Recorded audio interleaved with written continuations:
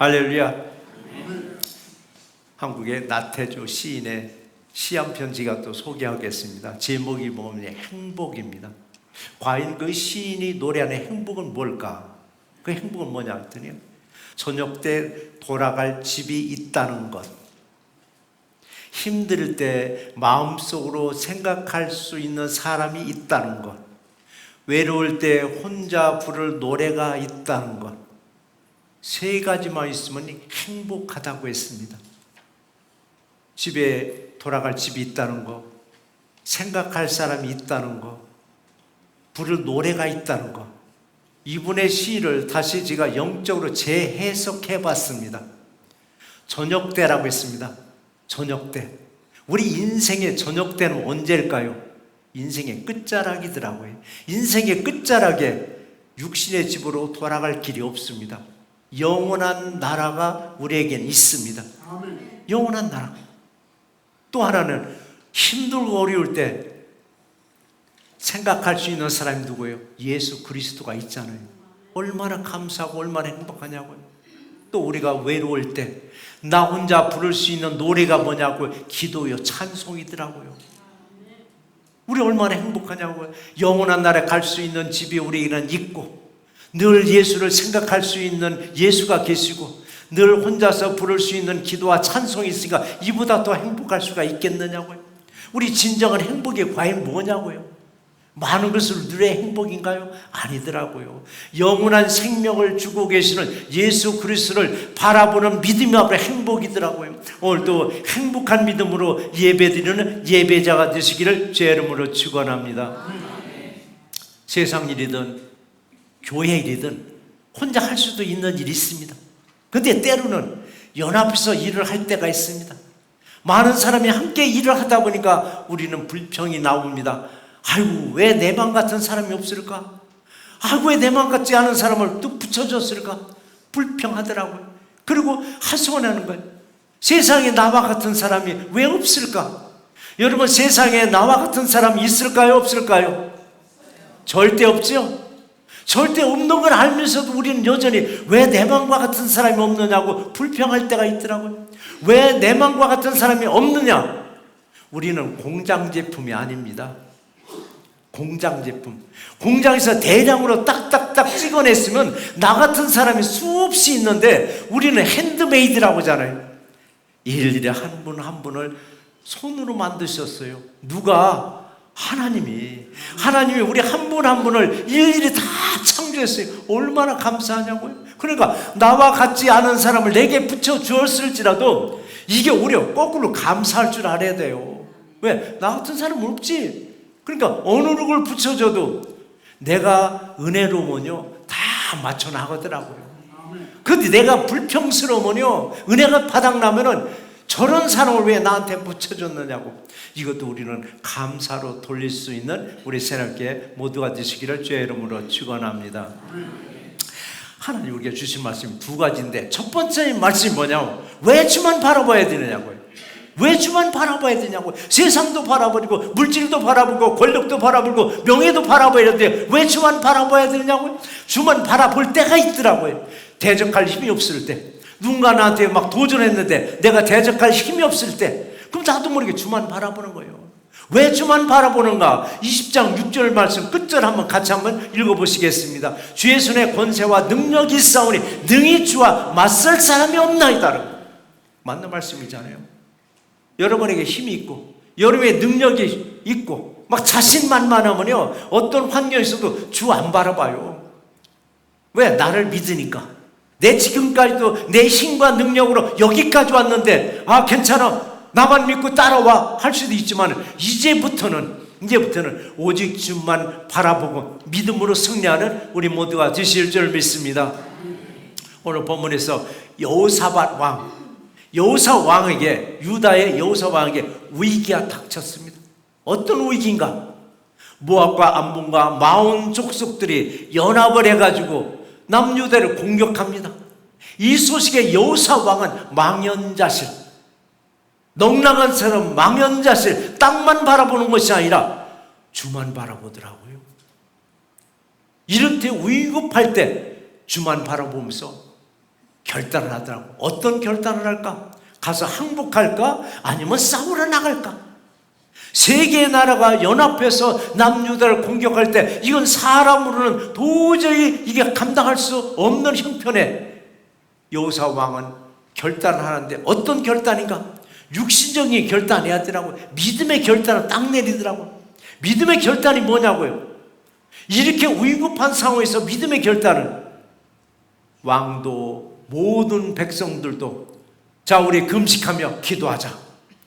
우리 금식하며 기도하자.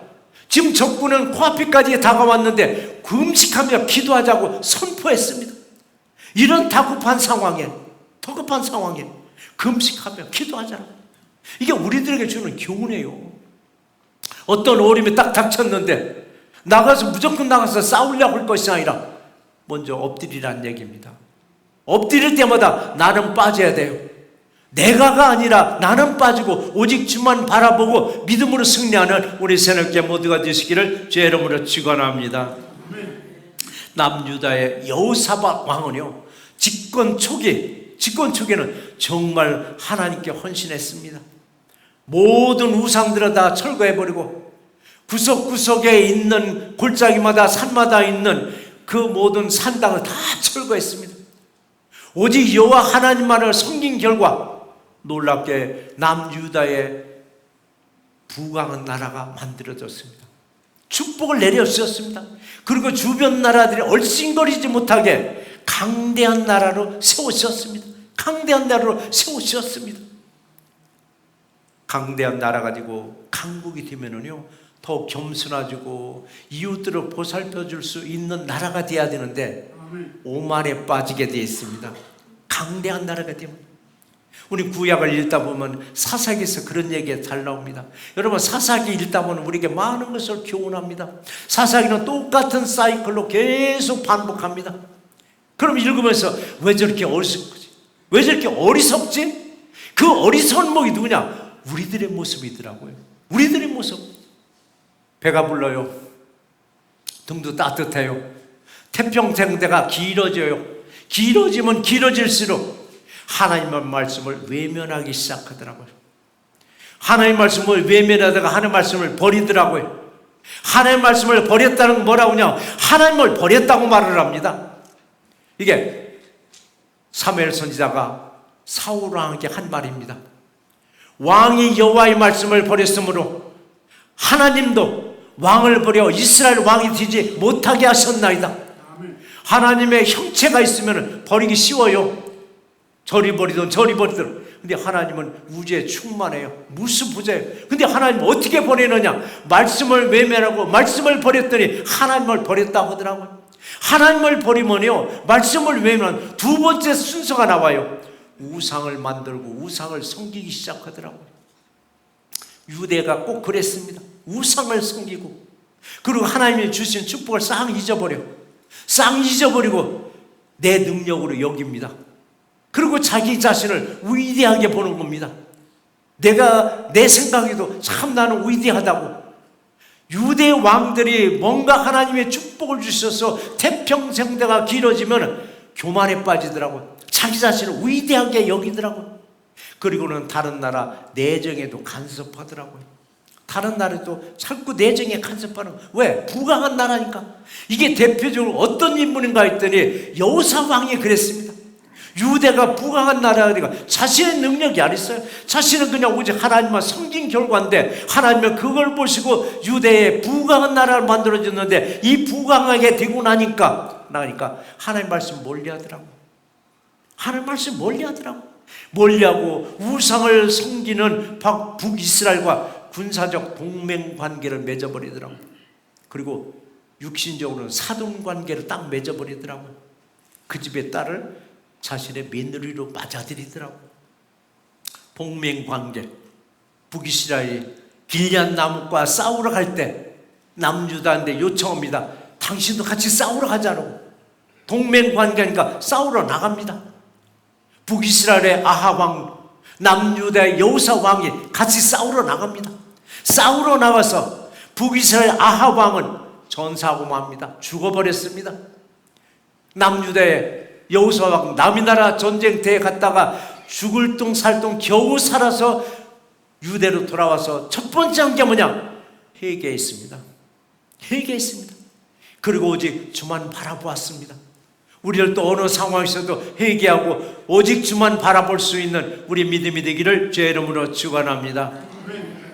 권세와 능력의 하나님이 어느 때 나에게 가장 약하게 보이는지 아세요? 하나님이 나에게 가장 약하게 보일 때 뭐냐? 내가 하나님께 회개할 때, 내가 하나님 앞에 회개할 때 하나님은 나를 긍휼히 여겨주셔요. 유다의 바로 여호사 왕이 회개하는 마음으로, 그리고 다시 전심으로 여호와 하나님을 바라봤더니 모든 것이 100% 회복시켜 줄 줄 알았어요. 아니더라고요. 문제를 하나 또 주시더라고요. 우리도 마찬가지예요. 회개하면서 뭔가 잘 풀리는 듯 싶었어요. 뭔가 잘 풀리는 듯 싶었는데 꼭 문제 하나를 또 주시더라고요. 여호사 왕이 회개하고 용서받은 것으로 끝나지 않더라고요. 하나님은 왕을 시험하듯이 바로 세 개의 나라가 연합해서 남유다를 공격하게 만들더라고요. 세 개의 나라가 연합해서 남유다를 공격하게 하는 게 뭐냐? 하나님이 바로 컨트롤을 하고 계시더라고요. 이런 모습은 구약의 내용으로 그냥 넘기지 마세요. 오늘날 우리들의 말씀입니다. 우리도 힘들고 어려울 때 오직 주만 바라봤습니다. 여러분이 힘들고 어려울 때 주 앞에서 무릎 꿇고 정말 주님만 바라봤을 때 모든 일이 자연스럽게 그냥 술술술 문제가 해결돼요. 그리고 남들 못잡게 또 잘 먹고 잘 살아요.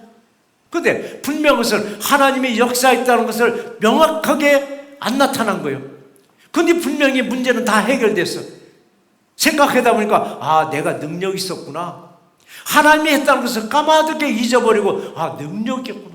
내 힘과 내 능력으로 다 바라보면서부터 하나님의 말씀을 또 멀리하기 시작.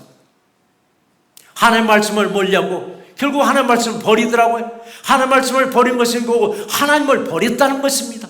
이것을 위에 계신 하나님을 보고 계시고 듣고 계시고 알고 계셨으면 그때마다 문제를 딱딱 지적했으면 금방 깨달아. 근데 하나님도요 침묵하시면서 기다리시더라고요. 아멘. 내가 잘못된 일로 가는 거 빤히 보면서 침묵하면서 기다리세요. 근데 기다려도 하나님께 되돌아오지 아니하니까 별스럽지 않은 일들로 시험거리를 주더라고요. 별것도 아니고 시험거리 중에서 가장 큰 시험 뭐냐? 사랑관계요. 사랑관계. 그것도 가장 믿을 만한 사람들, 가족들 간의 시험 들더라고요. 우리 가끔 얘기 들어보면 가족들 간에 시험 들더라고요. 가족들 간에.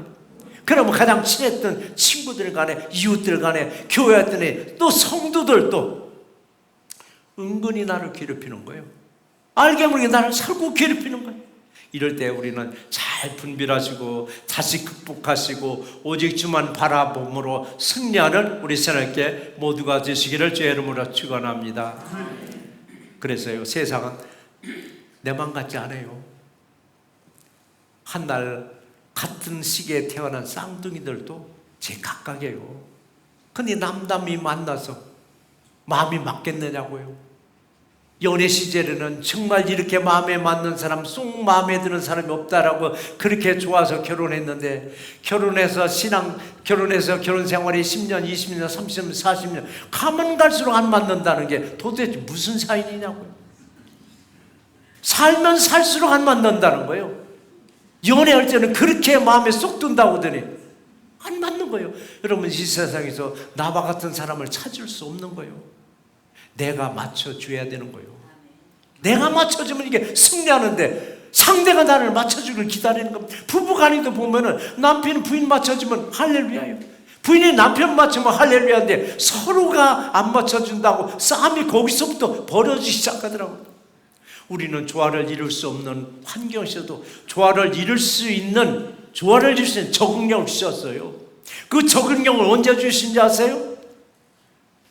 저와 여러분 마음 안에 예수를 품었을 때, 저와 여러분 안에 예수를 품었을 때 어느 누구를 붙여줘도 조화를 이루어 나가더라고요.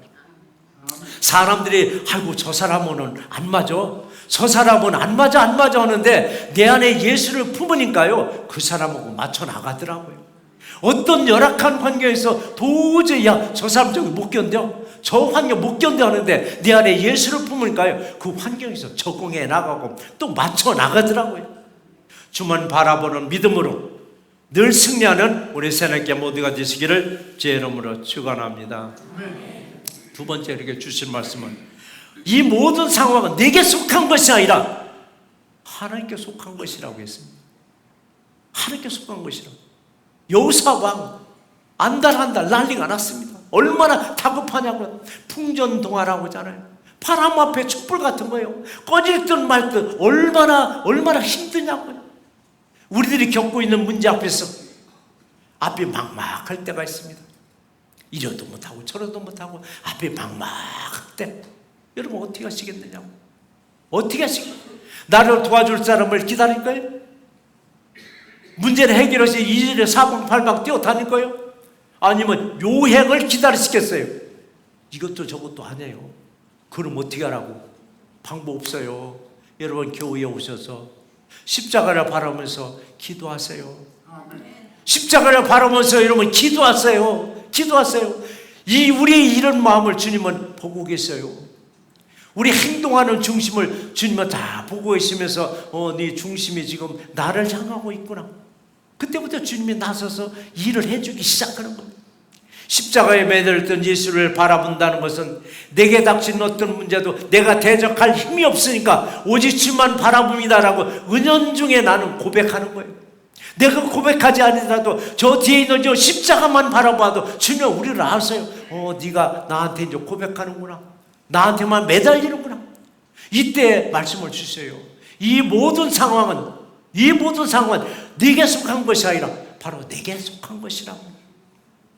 모든 상황은 내가 벌려는 것 같아도요, 내가 벌려는 게 아니에요. 주님이 나를 통해서 벌려놨을 뿐이에요. 이걸 수습하는 것도 내 능력 수습하는 것 같아요. 주님의 사람을 수습해 주시더라고요. 그래서 항상 모든 일의 문제 앞에서는 내가 앞서지 마시고 주님께 다 맡기세요. 주님이 모든 일을 해결해 주는 놀라운 역사가 우리 모두에게서 임할 줄 믿습니다. 여호사 왕은 정말 절박합니다. 절박한 상황 속에서 항복할까? 아니면 가서 싸워볼까? 이때 왕은 어떤 결단을 내렸어요? 왕과 모든 백성들 남녀노소 할 것 없이 다 하나님 앞에 섰습니다. 금식하며 기도하면서 다 하나님 앞에 섰을 때, 이때 야에실이라는 사람에게 하나님이 임재가 있었습니다. 야에실에게 어떤 임재는 하나님 말씀을 주시더라고요. 주신 말씀이 15절 말씀인데 같이 한번 읽어보시겠습니다. 여호사 왕이여 들을지어다. 여호와께서 이같이 너에게 말씀하시기를 너희는 이 큰 무리로 말미암아 두려워하거나 놀라지 말라. 이 전쟁은 너에게 속한 것이 아니오 하나님께 속한 것이다 라고 했습니다. 이 말씀을 받기 전에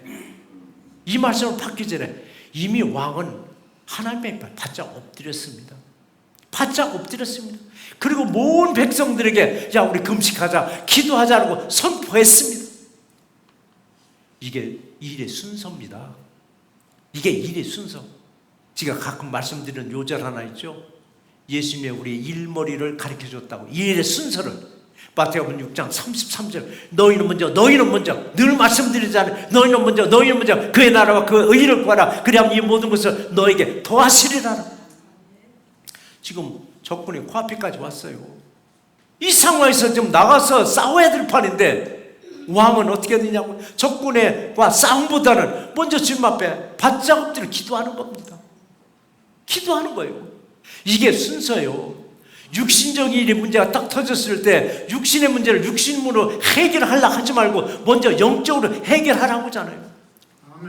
바로 영적으로 해결을 하고는 여호사의 믿음을 본받는 우리 새날께 모두가 되시기를 주의 이름으로 축원합니다. 분명히 이 전쟁은 너에게 속한 게 아니라고 했습니다. 하나님 내게 속한 거라고 했습니다. 내게 속한 거. 그러니까 니들 놀라지 말고 두려워하지 말라라고. 그럼에도 불구하고 얼마나 불안하겠느냐고. 여호사 왕이. 그러면 너에게 속한 것이 아니라 내게 속한 것이라고? 그럼 그 다음은 어떻게 하라는 얘기인가? 그 다음 어떻게 하라는 건가? 17절 상반절에 이 말씀이 있습니다. 이 전쟁에는 너희가 싸울 것이 없나니. 아니, 이 전쟁에는 너희가 싸울 게 없답니다. 싸움터 앞에 섰는데 싸울 것이 없다는 건 뭐냐? 항복하라는 얘기인가? 아니, 싸움터에 나와서 싸우지 말라는 것은 항복하라는 얘기인가? 아니더라고요. 내가 하나님이 싸워주리라고 했습니다. 하나님이 싸워주리라고, 싸워주리라고. 이보다 더 은혜로운 말씀이 더 있어요? 이보다 더 은혜로울 수가 있느냐고요?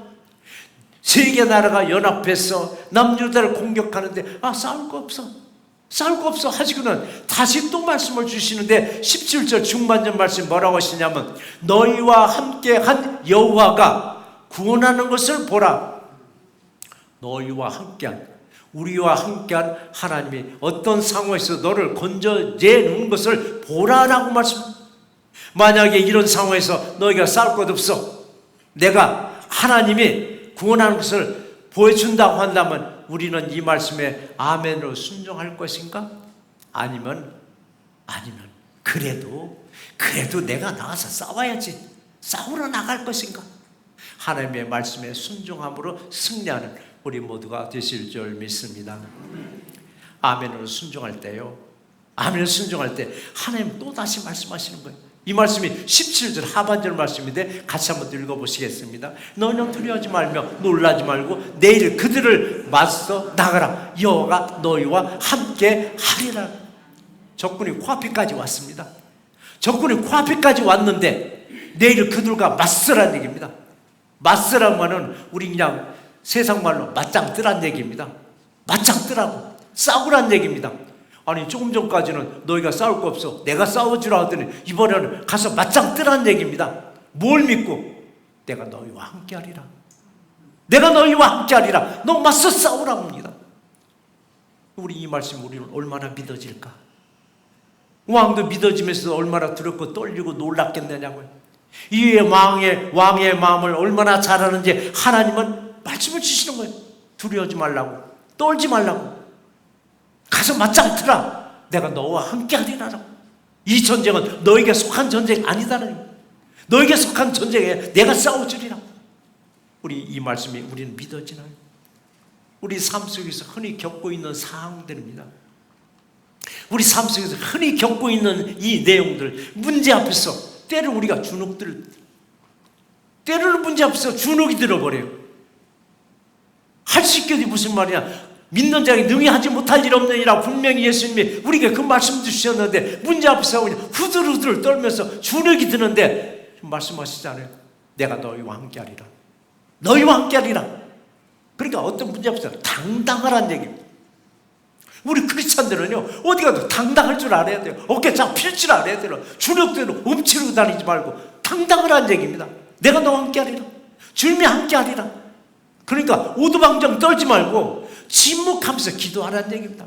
오두방정 떠는 게 뭐냐고, 온 동네 떠들고 다니는 것만. 떨고 다니는 뭐냐면요, 사실 불안해서 그러는 거예요.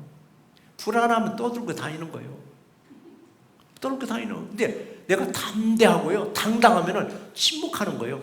왜? 나와 함께 하고 계시는 주님이 계신데 넉넉한 믿음을 가지니까요, 침묵하고 기도하고 있더라고요. 주님이 함께 하시고 믿기 때문에. 그래서 우리는 위급한 상황 속에서 그 환경을 바라보지 마세요. 환경을 바라보는 사람이 주눅듭니다. 나에게 대적하는 사람을, 그 사람을 바라보면 우리 주눅듭니다. 뭘 바라봐요? 십자가 예수님을 바라보잖아요. 십자가 예수님 바라보는 게, 십자가 예수님 뭐냐고? 고난이에요. 우리 그런 고난도 없이 축복이 누가 없느냐고요? 고난 뒤에 유익이라고 있잖아요. 우리는 어떤 고난이 올지라도 주눅들지 마세요. 이걸 통해서 내게 축복 주시겠구나. 그러니까 얼마나 그 고난이 감사하냐고요. 그럼 네가 어디로 가든 내가 너와 함께 하리라. 그럼 여호사 왕은 세계 나라가 공격하는데 어떻게 승리했을까? 이 다음 절은 여러분 읽어보시지만 어떻게 승리했을까? 왕과 모든 백성들이 힘차게 하나님께 감사하면서 찬송으로 승리했다고 했습니다.